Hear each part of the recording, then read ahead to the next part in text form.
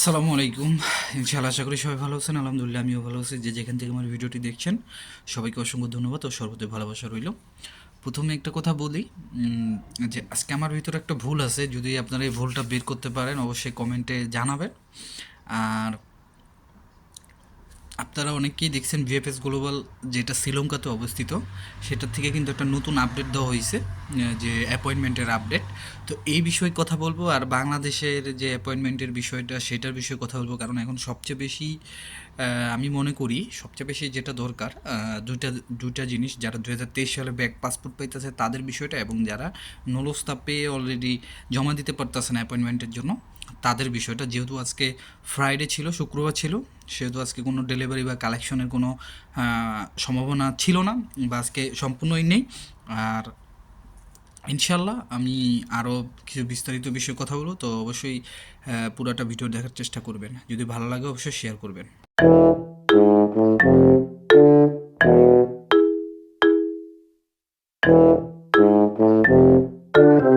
তো সব কিছুর জন্য আলহামদুলিল্লাহ।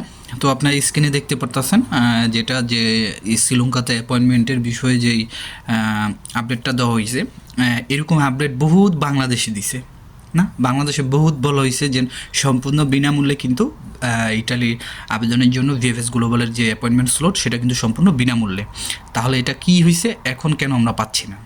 আমরা পিছনে দেখছি যে যে কাজটা আমাদের বিনামূল্যে ছিল সেটা আপনার টাকার বিনিময়ে করতে হয়েছে। ইভেন অনেকে আমার কাছেও মেসেজ করছে যে অনেকের আমিও করে দিছি টাকার বিনিময়ে, ঠিক আছে। কারণ আমার তো আর এরকম মানে আমি নিজে তো করতে পারি না, যেটা হচ্ছে আপনার সমস্যা। তো আমি যার মাধ্যমে করছি হয়তো তার একটা পেমেন্ট দেওয়া হয়েছে, বা আপনাদের এখান থেকে আমার একটা ফিনান্সিয়াল একটা কিছু আর্ন হয়েছে। তো যাই হোক, সেটা হচ্ছে বড় বিষয় না। বিষয়টা এটা হচ্ছে যে শ্রীলঙ্কাতে অ্যাপয়েন্টমেন্ট স্লট কিন্তু এখন আপাতত তারা ওপেন করে দিবে। যতটুকু তাদের আপডেট, আগে কি বন্ধ ছিল কি না সেই বিষয়ে আমি খুব একটা মানে অবগত নই, তবে আমার মনে হয় আগে বন্ধ ছিল। কারণ শ্রীলঙ্কা, পাকিস্তান, শ্রীলঙ্কা, বাংলাদেশ, ইন্ডিয়া এইসব দেশগুলোতেই কিন্তু একটু সমস্যা হয়েছিল, ঠিক আছে। তো বাংলাদেশেরটাও কিন্তু প্রথমে এরকম স্লট ওপেন ছিল, তারপরে হচ্ছে আপনার একদম স্লট ওপেন ছিল, যে কেউ নিতে পারতো। তারপর একটা সিস্টেম হলো শুধু একটা নির্ধারিত সময়ের জন্য তারা খুলবে, তারপর বন্ধই হয়ে গেল। তারপর আবার অ্যাপয়েন্টমেন্টে সিস্টেমটা করলো জিমেলের মাধ্যমে, এখন সেটাও বন্ধ আছে। তো যেহেতু আমি আপনাদের পিছনে বলতেছিলাম যে আগামী 15 তারিখ, যেটা আজকে চলতেছে রানিং 15 তারিখ, তো 15 তারিখ থেকে 15 তারিখের পরে হয়তো বা নাহলে মাস শেষের দিকে বা ডিসেম্বরের 1 তারিখে এটার স্লট চালু হতে পারে। তবে হয়তো বা নতুন কোনো সিস্টেম হতে পারে, বা ইমেল যারা করছেন তাদের তাদের অ্যাপয়েন্টমেন্টগুলো দিতে পারে। তবে আমার যতটুকু মনে হয় যে আপনার অ্যাপয়েন্টমেন্টটা যেভাবে আপনার আগে স্লটের মাধ্যমে নেওয়া হয়তো সেভাবে এখন আর হবে না। আর যদি হয় তাহলে মনে করেন তাদের অনেক কিছু ভেবেচিন্তেই করতে হবে, কারণ এটা আমাদের জন্যই কিন্তু বন্ধ হয়েছে। এখন অনেকেই বলতে পারেন এখানে ভিএফএস গ্লোবালের অনেকেরই হাত আছে। আই ডোন্ট নো, এটা আমি খুব ভালোভাবে জানি না, তবে আমি মনে করি দোষটা আমাদেরই। কারণ আপনি অ্যাপয়েন্টমেন্ট অনলাইন থেকে নিতে পারেন না, আপনি একজনের কাছে গেছেন তার সহায়তা নিতে, সে চিন্তা করছে আমি 10,000 টাকা চাইলে, আপনার বিশ্বস্ত লোক, সে চিন্তা করছে আমি 10,000 টাকা চাইলে তিনি 10,000ই দিবে, ঠিক আছে। তো আপনার তারপরে হচ্ছে আপনার ফাইল, যে ফর্ম পূরণ করতে হয়, সে ফর্ম পূরণগুলি আপনি পারেন না, আপনি আরেকজনের দিয়ে করছেন, সেইখানে আপনি একটা তার সাথে একটা লেনদেন হয়েছে আপনার। তো এটা ব্যক্তিগত আপনার দোষ, আমি মনে করি এটা ইতালি অ্যাম্বাসির দোষ। এখন আপনারা ফর্ম পূরণ করার জন্য তো ভিএফএসগুলো বলে এটা ভিআইপিতেই জমা দিতে পারতেন। ফর্ম পূরণ করার জন্য তো এক্সট্রা আপনাদের সেখানে চার্জ দেওয়া লাগতো না, যার মাধ্যমে আপনারা করছেন। বা এটা নিয়ে অনেক টিউটোরিয়াল আছে, আপনারা সেগুলো ফলো করতে পারতেন, বাট আপনারা সেগুলো করেন। আপনারা অন্য একটা মধ্যস্থকারীর কাছে গেছেন, যাতে আপনার ফাইলটা একটু ভালোভাবে, আসলে মনের ভিতরে আশঙ্কা থাকতেই পারে। আমি কাদের বলবো, আমি নিজেই তো এরকম করছি। এটা প্রথম প্রথম যাদের হয় তারা এরকমই থাকবেন। তো যাই হোক, এটা বড় ব্যাপার না। আল্লাহর কাছে দোয়া করেন দুই হাত তুইলা, যে খুব শীঘ্রই হয়তো বা আমাদের বাংলাদেশিদের জন্য একটা সিস্টেম হয়ে আসবে, যেটা আমাদের জন্য একটা ভালো বেটার কিছু, আমরা বেটার কিছু আর্ন করতে পারবো সামনে এটার থেকে, ঠিক আছে। আর দ্বিতীয় কথা হচ্ছে যে অ্যাপয়েন্টমেন্টের যে বিষয়টা, সেটা হচ্ছে আমার মনে হয় যতটুকু বাংলাদেশে চালু হলে খুব একটা মানে সহজ পদ্ধতিতে হবে এরকম না। একটু কঠিনই হবে। তবে আমার মনে হয় যে যারা জিমেলের মাধ্যমে দিয়েছেন সেই জিমেলের মাধ্যমে অ্যাপয়েন্টমেন্টগুলি পেতেও পারেন। আবার নতুন সিস্টেম যদি তারা চালু করে থাকে তাহলে সেই সিস্টেমে আপনারা অবগত হইতে পারেন।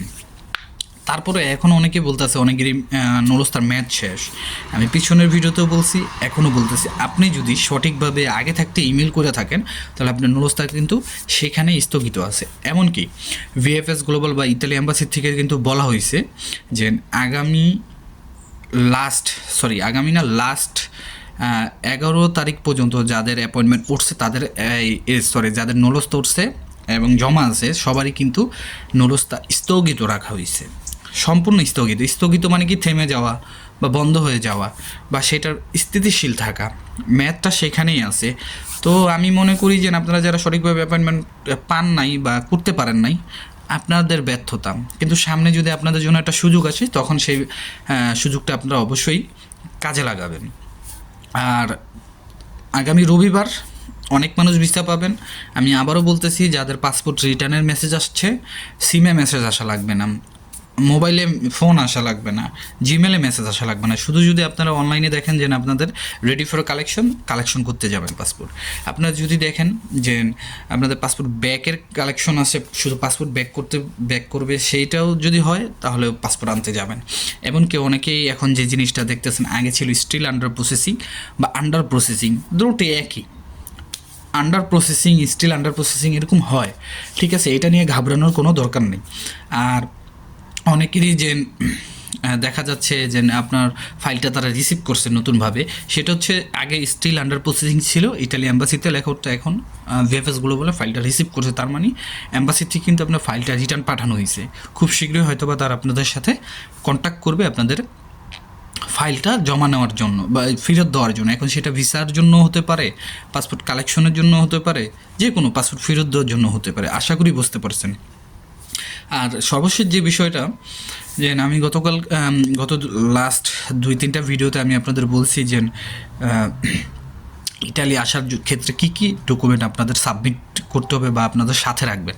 হয়তো বা আপনারা পুরো ভিডিওটা দেখেন নাই, এটা আপনাদের ব্যক্তিগত ব্যাপার, ঠিক আছে। ওই যে আজকে আমার আমি যে রেস্টুরেন্টে কাজ করি সেই রেস্টুরেন্টের একটা বড় ভাই আজকে আমাকে একটা কথা বলছে যে কাছি আড়াই গেলে দাও, যেটাকে আমরা বলি দাও, তখন কাছি হারাই গেলে তখন বলে যে দাও, জানি কথাটা কীভাবে জানি বললো, ঠিক আছে।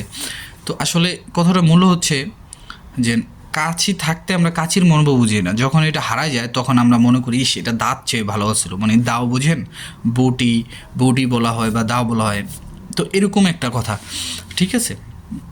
তো এই জিনিসগুলি আপনাদের একটু কি স্কিপ করতে হইব, যেই ব্যাপারগুলি আমি আপনাদের বলি, কারণ আপনারা ভিডিও দেখেন না, ভিডিও দেখলে তো এখানেই ভালো। আপনারা আমার মেসেজ দেন, কমেন্টস করেন, সবগুলো তো মেসেজের রিপ্লাই দেওয়া আমার পক্ষে সম্ভব না, সবগুলো কমেন্টের রিপ্লাই দেওয়া আমার পক্ষে সম্ভব না। আমি চেষ্টা করি, আমি যথাসাধ্য চেষ্টা করি আপনাদেরকে রিপ্লাই দেওয়ার কমেন্টসের, মেসেজের, ঠিক আছে।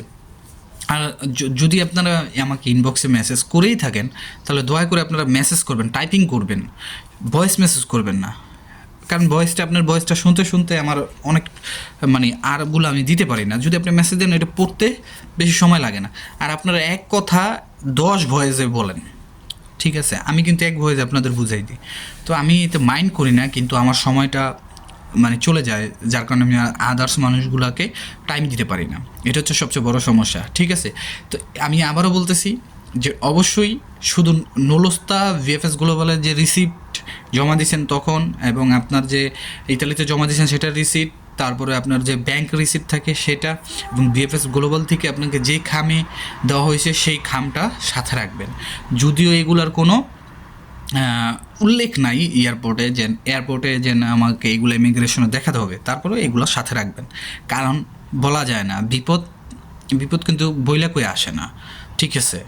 আপনি লিগ্যাল বিষয়ে আপনাকে বললো যে না তোমার ভিসা ফেক, আপনার কিছু করার আছে, রিটার্ন আসবেন এবং সিলগালা হয়ে যাবো, তখন আমও যাবে সালাও যাবে। আশা করি বুঝতে পারছেন। যদি আপনাদের এইভাবে আমার ভিডিওতে সমস্যা হয় তাহলে আপনারা বলবেন, আমি প্রতিদিন আধা ঘন্টা হোক 10 মিনিট হোক আমি লাইভ করার চেষ্টা করব, যাতে আপনারা লাইভে আসার লাইভে এসব প্রশ্নটিগুলো আমার করতে পারেন এবং আমি সেগুলোর উত্তর দিতে পারি। তো আপনারাই ডিসাইড করে দিবেন যে আমি লাইভে কখন আসব, কোন সময়টা, বাংলাদেশে কোন সময়টা আসলে ভালো হবে, এবং আমিও আপনাদের বলবো যে কোন সময়টাতে আমি আপনাদেরকে সময় দিতে পারবো। আশা করি বুঝতে পারছেন। সবাই আমার জন্য দোয়া করবেন। আজকের মতো এখানেই, সবার জন্য সুস্থতা কামনা করি। আল্লাহ তাআলা আপনাদের ভিসা, অ্যাপয়েন্টমেন্ট, নুরস্তা সব কিছু সহজ করে দুক। আসসালামু আলাইকুম, আল্লাহ হাফেজ।